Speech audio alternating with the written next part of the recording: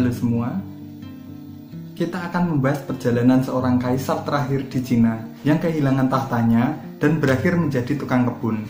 Langsung saja kita mulai, kisah tragis kaisar terakhir Cina.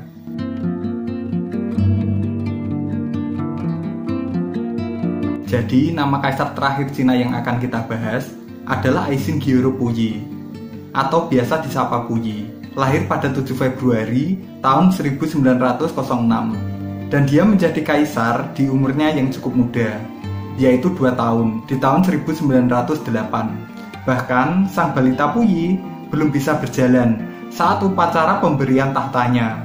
3 tahun setelah Puyi menjadi kaisar, banyak sekali masalah yang terjadi di Cina, hingga banyak rakyat yang ingin memberontak dan menjatuhkan Puyi. Puyi sendiri dibesarkan dengan manja dan mewah. Puyi juga memiliki banyak sekali pelayan, biasa seorang kaisar. Tetapi dari orang di sekelilingnya itu tidak ada yang berani mengajarkan disiplin pada Puyi, sehingga Puyi menjadi anak yang manja.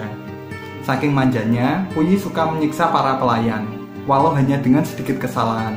Pihak kerajaan yang mengetahui sifat Puyi memanggil seorang diplomat dari Skotlandia yang bernama Reginald Johnson untuk menjadi guru Puyi saat umur Puyi masih 13 tahun. Di sini Johnson menyadari jika Puyi memiliki kekurangan dalam penglihatannya, sehingga Johnson membawa Puyi ke dokter mata. Setelah periksa, Puyi disarankan untuk memakai kacamata. Setelah diasuh dengan Johnson cukup lama, Puyi ingin nama barat. Dia pun menamainya dirinya Henry. Nama Henry ini terinspirasi dari Pangeran Henry ke-8 yang berasal dari Inggris. Lalu saat Puyi umur 19 tahun atau tahun 1924, Cina mengalami keadaan yang kacau. Terjadi banyak kerusuhan di sana. Puyi pun lari ke permukiman internasional di Tianjin dan berlindung kepada Jepang.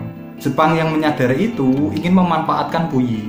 Hingga tahun 1931, Jepang menjadikan Puyi sebagai seorang kaisar di sebuah daerah bernama Manchukuo. Tapi di sini Jepang hanya memanfaatkan Puyi sebagai kaisar boneka Jepang. Lalu tahun 1945, bom Hiroshima Nagasaki pun terjadi. Puyi pun yang menyadari itu mencabut gelarnya dan menyerahkan Manchukuo ke Cina. Kemudian Puyi lari ke luar negeri. Hingga suatu saat Puyi ditangkap oleh pasukan Uni Soviet di bandara. Lebih tepatnya Bandara Mukden. Puyi pun dibawa dan ditawan di Siberia. Lalu 4 tahun kemudian Republik Cina pun berdiri. Setahun berikutnya Puyi pun diserahkan ke Republik Cina oleh Uni Soviet. Puyi pun dipenjara di sana dan menjadi tahanan dengan nomor urut 981. Puyi pun bertugas merawat kebun dan sayuran di penjara. Hingga 9 tahun kemudian, yaitu tahun 1959, Puyi pun dibebaskan dan menjadi rakyat biasa. Dan kini Puyi pun dimaafkan oleh masyarakat Cina dan sudah diterima oleh masyarakat Cina. Keluar dari penjara, Puyi pun bekerja sebagai tukang kebun di kebun raya Beijing. Hingga tahun 1962, Puyi pun menikahi seorang perawat di rumah sakit. Dan 5 tahun berikutnya, Puyi pun meninggal karena kanker ginjal yang dia derita. Demikianlah kisah tragis kaisar terakhir di Cina. Jika ada kesalahan atau kekurangan dalam video ini, silahkan komen. Oke, cukup sekian video ini. Semoga Anda terhibur, tetap semangat, tetap sehat, dan terima gaji.